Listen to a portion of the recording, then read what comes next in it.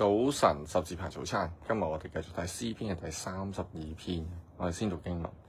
大衛的訓誨詩：得赦免其過、遮蓋其罪的，這人是有福的。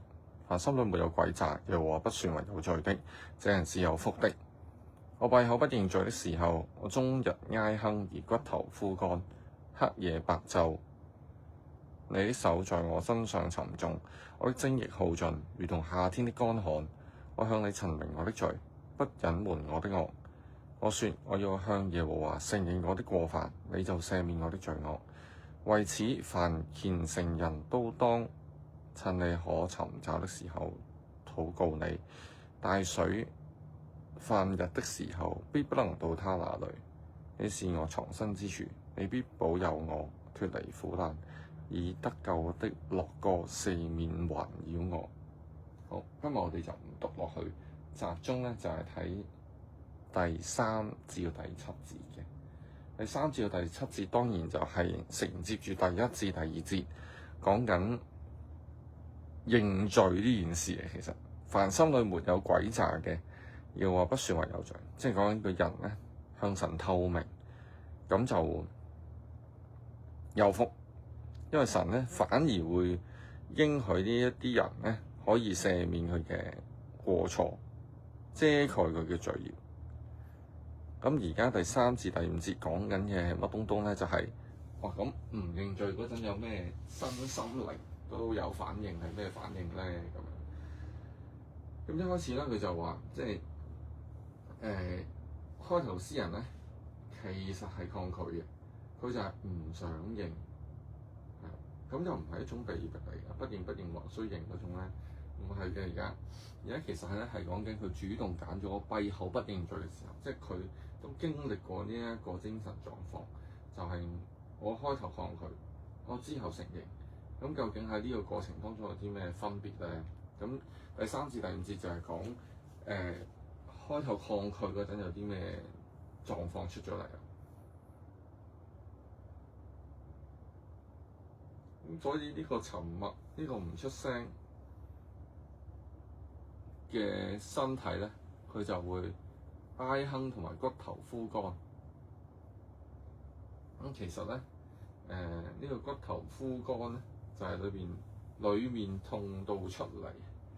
咁雖然咧喺釋經書嘅講法就話呢個都好似抑鬱症咁喎，係裏面辛苦翻出嚟，唔係外在嘅受傷而令到，即係唔係生理上嘅受傷，令到心靈上嘅辛苦，係心靈上嘅辛苦調翻轉頭，好似有個內在嘅黑暗去吞噬個人。咁但係呢個究竟係心靈定係生靈咧？即係心應該係話生理定係心理咧？呢個唔係最重要，最重要係可能我反而會睇到好似哇咁樣講有啲似類風濕關節炎，係嘛？哇！即係骨頭痛，日日都頂唔順嗰種狀況。咁究竟邊一樣嘢令到呢件事發生咧？咁我哋成日都而家現代講係免疫力啊嘛，係嘛？令到你咪自己打自己咯，你個身體內在嗱呢個自己打自己呢個免疫力嘅問題，同埋一個心理上嘅問題，都可能係真係咁啱就係生理同埋心理嘅一個內在自我攻擊嘅狀況。咁其實呢個係咪自我攻擊咧？係啦，即係日日都骨頭痛，嗰種痛唔係撞親喺裡面痛出嚟嘅時候，你的手在我身上沉重。我哋講翻個原因咯，係啦，其實點解咁大鑊咧？點解生不如死咁樣？就係冇認罪，冇認罪咧就得唔到神嘅認許，係，即係佢冇得到神嘅認可，就唔可以逃離神嘅審判咯，係啦，即係神知咧就冇罪，唔俾神知咧就有罪，咁啊好簡單啦。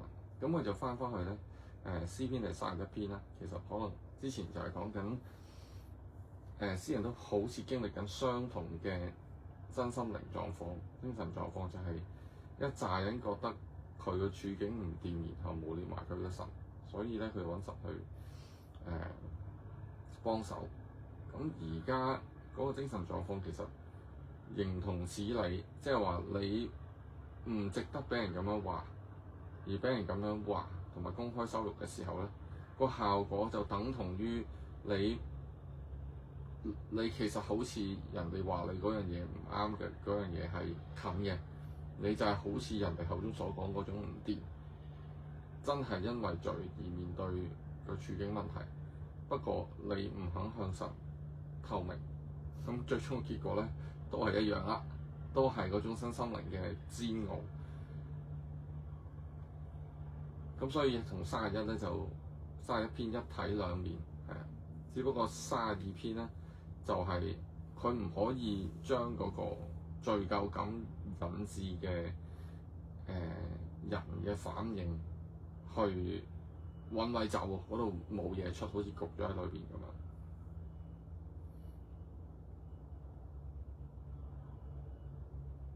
咁所以其實神係已經係審判緊個詩人，佢都承受緊嗰個唔認罪嘅後果。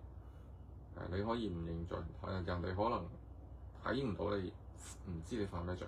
不過真實係你自己內心嗰種痛苦同埋煎熬。所以咧，其他人對佢嘅理解咧，其實係清晰嘅。我哋睇落去就係神嘅手摘咗落嚟啦，我啲精液耗盡，如同夏天嘅乾旱，咁都好清晰啦。係咁擋住、頂住個千斤頂，唔準停嘅，好似流汗流到明明夏天都冇雨落，乜都乾晒。而家我哋好明白呢一種狀況，即係香港反而唔係好明，可能歐洲嘅熱浪係好乾嘅，我哋都係濕熱嘅。不向你陳明我的罪，不隱瞞我的惡。我說我要向耶和華承認我的罪過，你就赦免我的罪惡。咁啊，就好似呼應翻1、2啦，係嘛？第5節其實就係講嘅，好啦，我頂唔順，我再 hold 唔住，唔可以收埋得到啦。咁我哋都見好多人有時唔好講神，平時生活裏邊都有忍唔住佢要自爆喎。其實咁自爆咗係好喎，因為喺有神嘅國度裏邊，其實神係會令到你有位走嘛。係咁，跟住再落去咧，第6、第7節啦。為此，凡虔誠人都當趁你可尋找的時候禱告你。這個、呢個咧就係詩人經歷過啊，唔認罪仲辛苦過乜，倒不如向神認罪，簡單直接。大水泛溢之時，必不能到他那裏。即係咧，其實就講緊個好處，認罪嘅好處。頭先講咗認罪嘅唔好處，而家就係話有機會嗰陣你好認啦。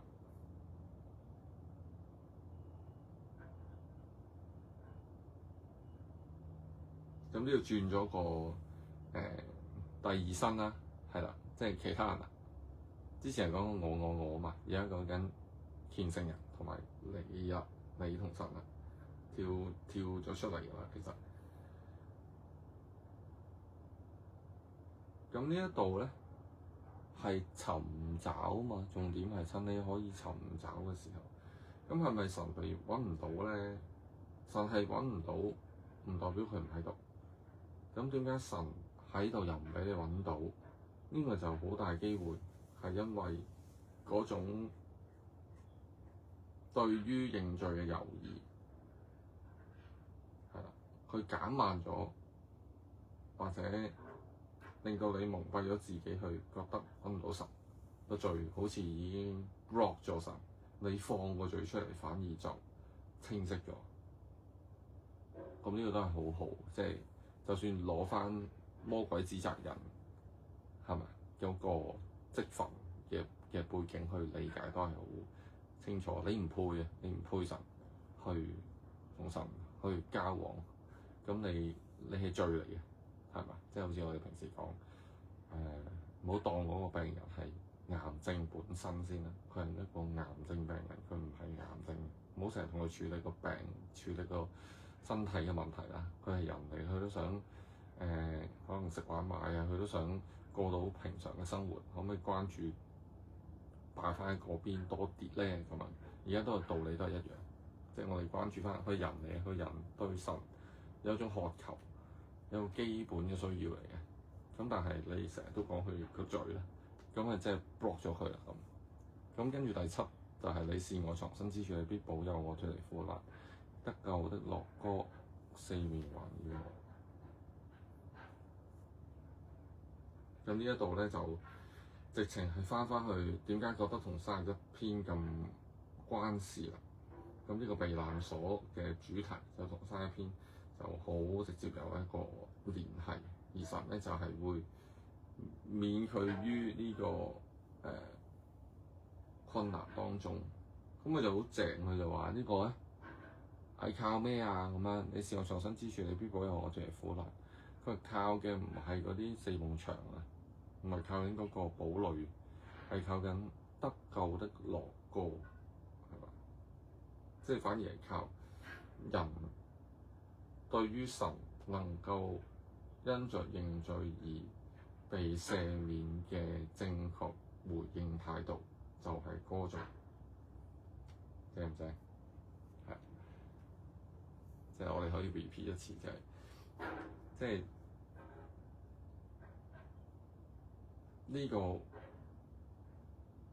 人去回應，因為同神認罪而得赦免嘅正確態度，就係歌頌。一齊禱告，用謝你俾我哋，哇，好好啊！呢段經文，雖然我哋成日講認罪，我哋唔知道點解要認罪，因為冇事發生啊。但係呢一度係好清晰咁講，詩人即係重視同神嘅關係嘅時候，佢嗰種內心嘅煎熬，嗰種艱難，即使唔係其他人攻擊佢自己內裏都發緊作，所以佢一定要揾地方去有出路，如果唔係就會自爆。